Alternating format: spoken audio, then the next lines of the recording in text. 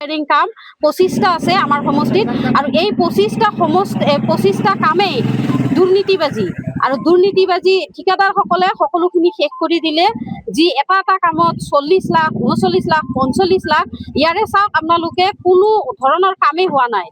ইয়াত আপোনালোকে চাব পাৰে যে এইটো আমাৰ সোণালী মাৰ্কেট টু ফকিৰগঞ্জ মডেল হস্পিটেলৰ যোৱালৈ একমাত্ৰ প্ৰধান ৰাস্তা আৰু এই ৰাস্তাৰে আমাৰ কণ শিশুসকলে স্কুললৈ যায়, তাৰপিছত বজাৰলৈ, আমাৰ যি আদৰ্শ গাঁৱলৈ, আপুনি য'তেই নকওক এই ৰাস্তাটোৱে একমাত্ৰ ৰাস্তা আৰু এই ৰাস্তাটোৰ অৱস্থাই আপোনালোকে চাই লওক এবাৰ যে আমাৰ কণ শিশুসকলে কেনেকৈ যাব, আমাৰ মডেল হস্পিটেললৈ বৃদ্ধ লোকসকলে ৰোগীসকলে কেনেকৈ যাব আপোনালোকে নিজেই লক্ষ্য কৰক।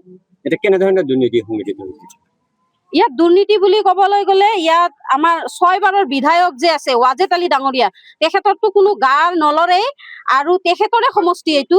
এই সমষ্টিটো ক'বলৈ গ'লে আমি অতি দুখিত, আমি জনসাধাৰণ অতি দুখিত আছো আৰু লজ্জাজনক কথা যে তেখেতে এইবাৰ বিৰোধী পক্ষৰ দলপতি। আজি চাওক বিৰোধী দলপতি থকা স্বত্তেও নিজৰ সমষ্টিৰ এনেকুৱা ধৰণৰ দুৰ্নীতি চলি আছে, তেওঁ আৰু বেলেগ কি দুৰ্নীতি চাব, বেলেগ সমষ্টিৰ কেনেকৈ দুৰ্নীতি চাব বা অসমৰ কেনেকৈ তেখেতে দুৰ্নীতিৰ বিচাৰ কৰিব। তেখেতৰ নিজৰ সমষ্টিতে চাওকচোন ইমান দুৰ্নীতি। যি 40 লাখ টকাৰ কাম ৰিফায়াৰিং কাম, সেই 40 লাখ টকাৰ 1 লাখ টকাৰ কামো হোৱা নাই ইয়াত। আমাক সেই কামৰ বাবে আমি আপোনালোকৰ জৰিয়তে আমাৰ অসম চৰকাৰ মাননীয় মুখ্যমন্ত্ৰী ডাঙৰীয়াক জনাব বিচাৰো আৰু আমাৰ PWFDৰ কৰ্তৃপক্ষসকলক জনাব বিচাৰো যে আপোনালোকে ইয়াৰ ওপৰত তদন্ত লওক আৰু এই কামখিনি সুচাৰুৰূপে কৰি দিয়ক। ইয়াত কোনো কাম কৰাই নাই। দুৰ্নীতিটো সেইটোৱে দুৰ্নীতি ন, কাম কৰাই নাই। আমাৰ চৰকাৰে ঠিকে পইচা দি আছে, আমাৰ কৰ্তৃপক্ষই ঠিকে পইচা দি আছে, কিন্তু কাম কিয় নহ'ব? আমাৰ জনসাধাৰণে ইমান দুখ কষ্টত ভুগিব লগা হৈছে। আজি চাওক মানে মহিলা মানুহটো, বৃদ্ধ মানুহ, এই সৰু কণ ল'ৰা ছোৱালী কেনেকৈ বিদ্যালয়লৈ যাব? ঠিকাদাৰ আলিমুদ্দিন মণ্ডল, হয়, 40 লাখ টকা, প্ৰায় 40 লাখ। ৰাস্তাটোৰ নাম হ'ল Sonali market to Fakirganj model hospital. একো কাম হোৱা নাই। হয়, ধাৰাসাৰ বৰষুণটো বাদে দিয়ক, কিনকিনীয়া বৰষুণতো এক আঁঠু পানী জমা হৈ থাকে।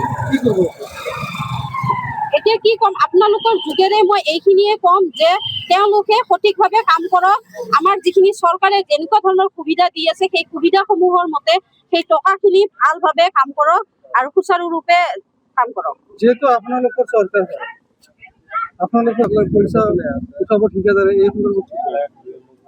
হয়, মই সেইখিনিয়ে ক'ম যে আপোনালোকৰ যোগেৰে মই ক'ব বিচাৰো মাননীয় মুখ্যমন্ত্ৰী, মাননীয় PWDৰ কৰ্তৃপক্ষসকল, আপোনালোকে সকলোৱে তদন্ত কৰক আৰু কোনো ধৰণৰ আমাৰ চৰকাৰী টকা পইচা এইবিলাক ঠিকাদাৰক নিদিব। আপোনালোকে ঠিকাদাৰৰ ওপৰত তদন্ত কৰক, এই কামৰ ওপৰত তদন্ত কৰক আৰু বিচাৰ কৰক।